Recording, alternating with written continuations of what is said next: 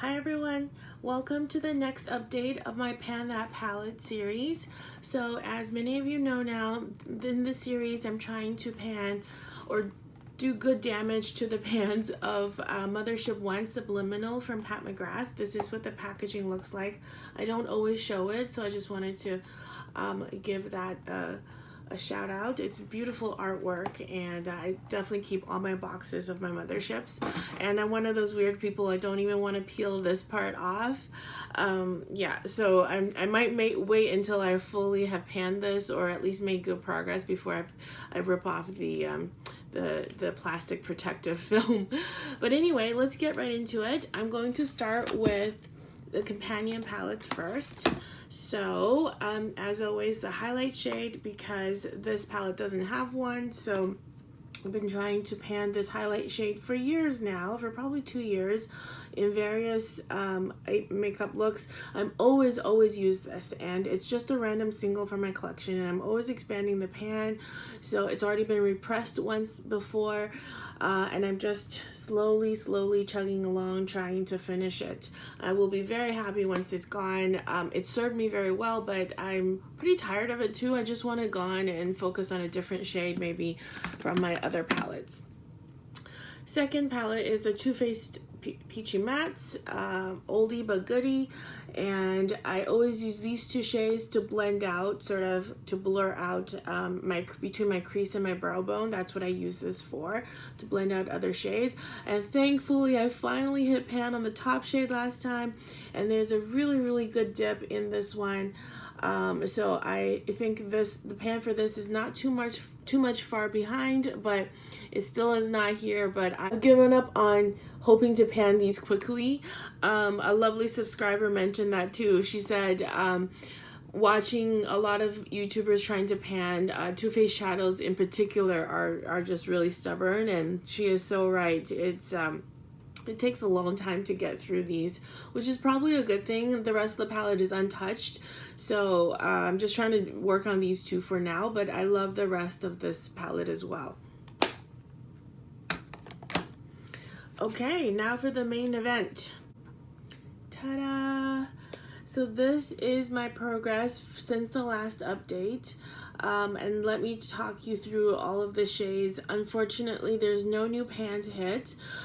These pans are so deep, you guys, so deep. I don't know if you can tell from the current pan, the one pan that I have in the palette. It is so deep, and and each shade is about 1.3 grams. So that's, you know, it's a lot of product that I have to get through to be able to hit pan. So this is my progress so far, and let me talk you through each of the shades, and then I will run a clip of each shade being panned over time, which a lot of you seem to have been enjoying. So this Skin Show Nude, I use this as the inner corner highlight almost for every single eyeshadow look, and I used it a total of 7 times since the last update. It's a beautiful shade. I think even when I stop using this palette as part of this series, I will still probably turn to this shade for the inner corner. It's just the perfect amount of intensity and lightness, and it doesn't look overly dramatic, but it's definitely there, and it lifts my inner corners. So I really love this shade. It's just been such a beautiful find in this palette. Next is the Stark Taupe. So you guys know that I have hated almost these two mattes since the beginning. They were very hard to blend for me, and I was disappointed at the quality of Pat McGrath. These two mattes in particular. I do have her other mattes in her other motherships that blend like a dream, but these two just tend to be a little bit harder to blend, a little bit harsher. They almost just kind of stick on the eyelid skin and they just won't budge. Thankfully, a lot of you mentioned that I should look at other videos of other MUAs, people not panning, but using the Pat McGrath palette. And I just want to make a note here for those of you who also have the same palette. I have found that these 3 brushes, sorry, they're all dirty, have been amazing at blending out these shades. Now I have no trouble with them whatsoever. So it just goes to show you, not that you should try really hard to make something work, but because it was in this challenge and I had to use them every day or as much as I could, I was forced to be creative. I was forced to find a solution. And again, you shouldn't have to do it for this price, but I had to. And I found these 3 brushes that work super well with those hard, stubborn to blend mattes. So this is an Xoxo brush. The number has worn off now, but it's a Xoxo natural hair brush, and it's worked really wonders with those mattes. This one is easy to get. This one, or sort of easy. This one is from Refer, and it's the number 15 Max. So it's one of their more recent collections where they made all the eye brushes bigger for bigger eyes, and my eye space is so huge. I like fluffier, bigger brushes like this. So this worked really well as well. And then the newest to the collection, Morphe and Ariel collab. This is number A14, and unfortunately this is only available in that giant set, but this also performed really well. So my takeaway here is that natural hair eyeshadow brushes work the best with this particular Pat McGrath mattes. I typically use synthetic eyeshadow brushes, so I think that was the problem. I was using a lot of synthetic, although I will say I did use a Laura Mercier and a MAC brush that were natural haired, and they didn't work well. They were dark natural haired, so maybe that's why. These are light natural hair eyeshadow brushes. So I thought I would really put that out there. If you have the same palette and you have the same struggles, I really wanted to let you know that at least for me, those problems were solved. And now I absolutely love these shades. Not that I didn't before, but I hated the blending. Now I just love them, period. And I find myself reaching for them for any eye look, even when I use any other palettes that are from my collection for other challenges. I tend to always come back to these two to really ground the look, make it more neutral or cool without it turning ashy. These 2 shades are so unique. They are kind of slightly purple, a touch gray, and they're very cool without making you look dead. That is actually very hard to do. I find a lot of cool tone eyeshadows make my eyes look dead or bruised because of that purple gray undertone. These have a touch of that, but they're also taupey, so they don't make me, at least I think so, they don't make me look dead or punched in the eye, but they cool down an eyeshadow look and they neutralize an eyeshadow look really, really well. And this is just the beauty of Pan That Palette. The longer you use all the shades consistently, the more and more you find out about yourself and about the palette. I mean, it's 6 months, it's 6 or 7 months into this exercise, and now is when I realize that I love these shades and I can use them really well. So it's been such a journey, and I'm so grateful that I've taken it and I have had you along with me. So anyway, moving on to the gold. I had mentioned last time I am also loving the gold now. I found great ways to use it. Most often, basically, with a fluffier brush, so the gold is not so in your face, because I find if the gold is too pigmented on my eyes, it doesn't flatter my skin tone. But if I use it in a scattered, fluffier manner, it looks great and very pretty. So I'm so happy about that. Now, my uses of this dark taupe was 8 uses. This light taupe was also 8 uses, and this gold was 7 uses. So I was pretty spread out through this palette. And this last one, VR Violet, I used it 7 times. So this is really for me a nice dip, and it's still by far my favorite shade in the palette. I want you guys to know, the people that gush about Pat McGrath, and that's myself, the quality is there, but the reason why it's so special, let me just describe in detail. You see how it's shifty and duochrome, and you might say, well, that's nothing new anymore. A lot of the indie brands have this, and I totally agree. I personally haven't tried it, but they look a lot more pigmented than this one, which I actually don't want. And let me tell you why. So you see how it's duochromy? You can see the shift of the blue, the purple, a little bit of silver, but it's sheer. It's also sheer. So what makes this so special is that it glides onto the eyes really well. There is very minimal fallout of glitter, which is very important to me. I want to keep my eyes safe. My eye health is very important to me. So I don't want chunky glitters that fall into my eye over the course of wearing the eyeshadow, because that would be damaging to my eyes.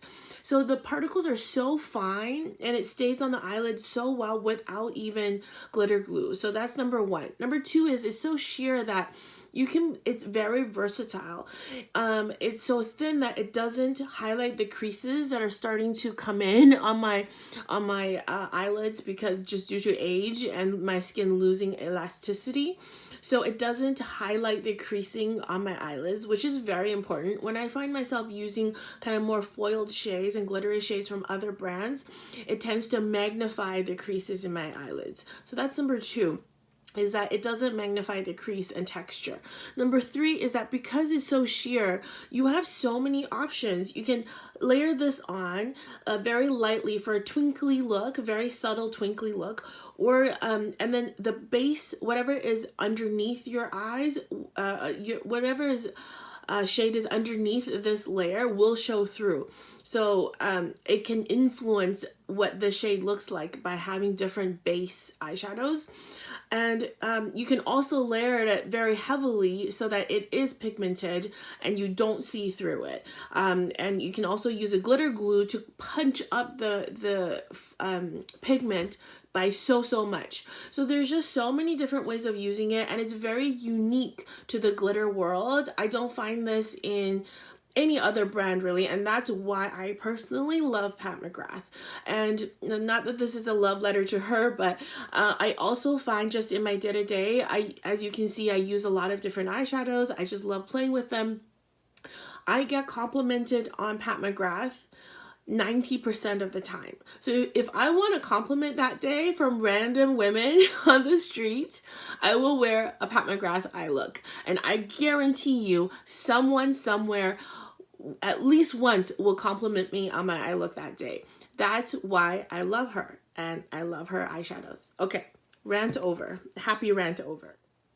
Next is Extreme Black. I used this a total of 9 times. This is the last update, and you cannot see anything. I think there's barely any disturbance to this eyeshadow, even though I've used it so much. And once again, this is special again because even though it's a matte black, there is zero fallout if I tap off my brush. And I cannot say that for any other blacks that I've used before.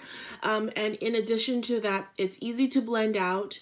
It's pigmented but not overly pigmented. I can't say enough good things about this black eyeshadow. I know it's included in Ivory palette, which is definitely repetitive, but if you were to only invest in one Mothership, at least you'll get the black. I have so many original Motherships that this is redundant in a lot of the palettes, but I do love having it, and in the future when I use it in other palettes, I'll probably try to keep using this one so I can make progress in this one. So this purple one, as much as I love it, I unfortunately didn't use it at all this time around. Look at this beautiful satin pearl of this. Unfortunately, I didn't use this at all. It was 0 uses. I was focusing more on the other shades in the palette, trying to really make a dip. And these two were the shadows I was trying to focus on, this one and this one. So this one is Substance and this one is VR Violet. And this is just such a beautiful taupey brown. You can make it, once again, less pigmented or more depending on how you apply. And my favorite way to use this is this underneath and then this over top. This just lightens the darkness of this shade and just blings it up, and I absolutely adore the combination. And I'm making good dips in these two. I'm really hoping to hit pan either in these two or even this one. As I said last time, once I hit another pan in this palette and I've used 60 times all of the shades, I will move on to a different palette to pan. So this one I used a total of 7 times. This blue I actually used a total of 6 times. A little baby dip is starting to happen there as well. I use it more towards the center with a concentrated eyeliner brush, so that's why it's looking like this. And then finally, Astral White I used a total of 7 times as well. And sorry it's so blinding, can't really see it very well. But it's really beautiful, and I really enjoy using it as well. It's a blingy bling shade as well, more of a silvery blue, just gorgeous. So that's the end of my update. I will roll footage now of the month-to-month change in the pans. I myself love seeing it, so I hope you stay tuned. And like and comment and subscribe if you want to follow me on this journey and my many other series and challenges on my channel. Thank you so much. I'll see you soon. Bye.